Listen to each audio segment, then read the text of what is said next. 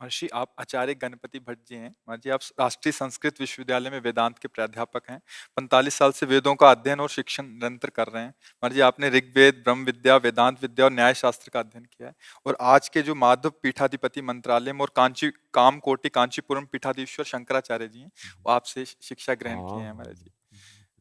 अहो भाग्य आप पधारे। ब्रह्म भी वेद स्वरूप है और वेद भी ब्रह्म स्वरूप है। ब्रह्म और वेद में अभेद है। ऐसे वेदविद जो है ना, वो ब्रह्म स्वरूप है। जो वेदों को जानता है वो ब्रह्म को जानता है। ब्रह्मविद ब्रह्मैव वेदविद वेद भवत्। तुम साक्षात वेद का स्वरूप हो, जो वेदों को कंठस्थ करके। अब वैदिक मर्यादा ही तो लुप्त होती जा रही है, इसीलिए वो जो जलन है ना, अभी जैसे बोले यही बात है।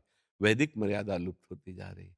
लोगों को लगता है शास्त्र ऐसे लिखे हुए हैं, एक एक अक्षर सत्य है, एक एक अक्षर। बुद्धि मलिन इसलिए आप नहीं जानते, एक एक अक्षर सत्य है, ब्रह्म स्वरूप है। पर उसके लिए अब जैसे उर्दू भाषा लिखी हो, आप पढ़े ही नहीं उर्दू तो क्या समझ पाओगे।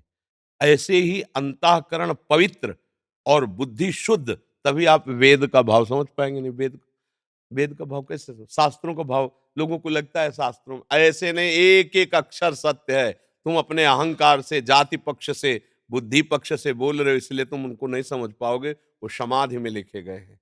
वो समत्व को, भगवत स्वरूप को प्राप्त महापुरुष लिख गए। एक अक्षर में जहां भी त्रुटि हुई है वहां जला है। हृदय एक अक्षर का अगर त्रुटि हुई है साधन में, वो उसको हमने अपने हिसाब से कर लिया, वहीं फेल हुए वहीं जले। एक अक्षर की त्रुटि ना हो तो सीधा भगवत प्राप्ति का मार्ग है, कोई भ्रष्ट नहीं कर सकता।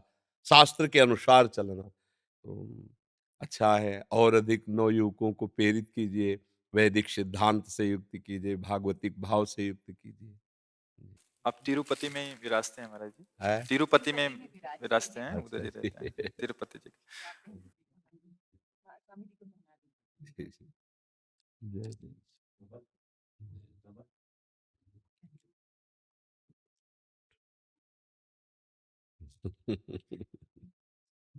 बरसते हैं तो बरसते हैं।